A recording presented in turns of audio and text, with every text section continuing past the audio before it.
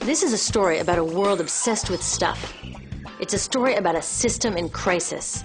We're trashing the planet, we're trashing each other, and we're not even having fun.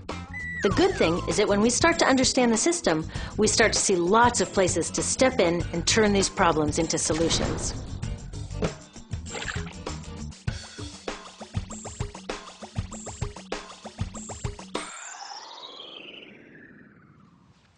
One of the problems with trying to use less stuff is that sometimes we feel like we really need it. What if you live in a city like, say, Cleveland, and you want a glass of water? Are you going to take your chances and get it from the city tap? Or should you reach for a bottle of water that comes from the pristine rainforest of Fiji? Well, Fiji brand water thought the answer to this question was obvious, so they built a whole ad campaign around it. It turned out to be one of the dumbest moves in advertising history. You see, the city of Cleveland didn't like being the butt of Fiji's jokes, so they did some tests, and guess what? These tests showed a glass of Fiji water is lower quality, it loses taste tests against Cleveland tap, and costs thousands of times more. This story is typical of what happens when you test bottled water against tap water. Is it cleaner? Sometimes, sometimes not. In many ways, bottled water is less regulated than tap. Is it tastier? In taste tests across the country, people consistently choose tap over bottled water. These bottled water companies say they're just meeting consumer demand. But who would demand a less sustainable, less tasty, way more expensive product, especially one you can get for almost free in your kitchen? Bottled water costs about 2,000 times more than tap water. Can you imagine paying 2,000 times the price of anything else? How about a $10,000 sandwich? Yet people in the US buy more than 500 million bottles of water every week. That is enough to circle the globe more than 5 times. How did this come to be? Well, it all goes back to how our materials economy works, and one of its key drivers, which is known as manufactured demand. If companies want to keep growing, they have to keep selling more and more stuff. In the 1970s, giant soft drink companies got worried as they saw their growth projections starting to level off. There's only so much soda a person can drink. Plus, it wouldn't be long before people began realizing soda is not that healthy and turned back to, gasp, drinking tap water. Well, the companies found their next big idea in a silly designer product that most people laughed off as a passing yuppie fad. Water is free, people said back then. What will they sell us next? Air? So how do you get people to buy this fringe product? Simple. You manufacture demand. How do you do that? Well, imagine you're in charge of a bottled water company. Since people aren't lining up to trade their hard-earned money for your unnecessary product, you make them feel scared and insecure if they don't have it. And that's exactly what the bottled water industry did. One of their first marketing tactics was to scare people about tap water with ads like Fiji's Cleveland campaign. When we're done, one top water executive said, tap water will be relegated to showers and washing dishes. Next, you hide the reality of your product behind images of pure fantasy. Have you ever noticed how bottled water tries to seduce us with pictures of mountain streams and pristine nature? But guess where 1/3 of all bottled water in the US actually comes from? The tap. Pepsi's Aquafina and Coke's Dasani are 2 of the many brands that are really filtered tap water. But the pristine nature lie goes much deeper. In a recent full-page ad, Nestle said, bottled water is the most environmentally responsible consumer product in the world. What? They are trashing the environment all along the product's life cycle. Exactly how is that environmentally responsible? The problems start here with extraction and production, where oil is used to make water bottles.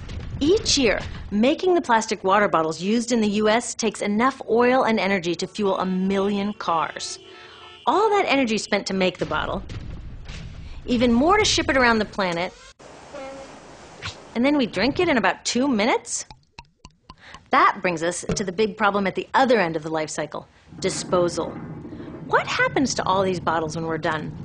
80% end up in landfills, where they will sit for thousands of years, or in incinerators, where they are burned, releasing toxic pollution. The rest gets collected for recycling.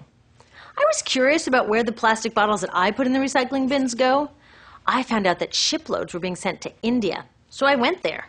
I will never forget riding over a hill outside Madras, where I came face to face with a mountain of plastic bottles from California.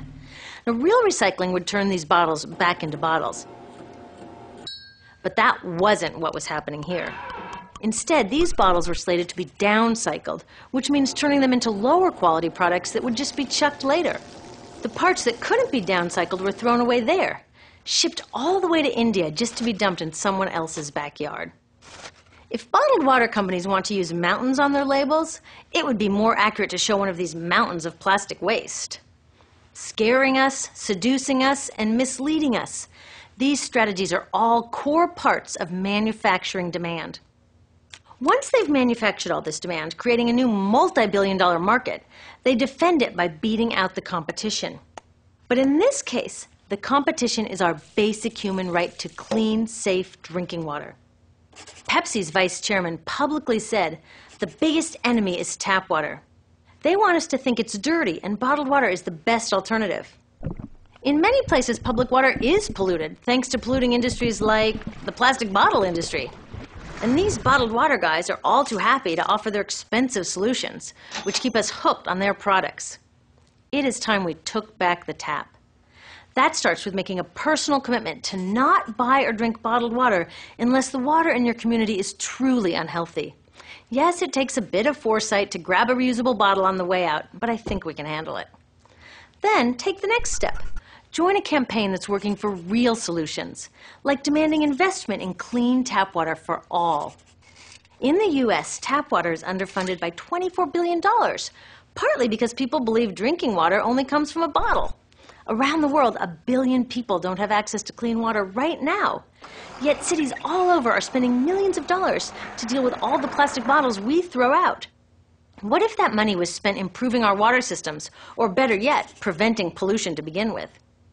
There are many more things we can do to solve this problem. Lobby your city officials to bring back drinking fountains. Work to ban the purchase of bottled water by your school, your organization, or entire city. This is a huge opportunity for millions of people to wake up and protect our wallets, our health, and the planet. The good news is it's already started. Bottled water sales have begun to drop while business is booming for safe, refillable water bottles. Yay! Restaurants are proudly serving tap, and people are choosing to pocket the hundreds or thousands of dollars they would otherwise be wasting on bottled water. Carrying bottled water is on its way to being as cool as smoking while pregnant. We know better now. The bottled water industry is getting worried because the jig is up. We are not buying into their manufactured demand anymore. We will choose our own demands, thank you very much, and we're demanding clean, safe water for all.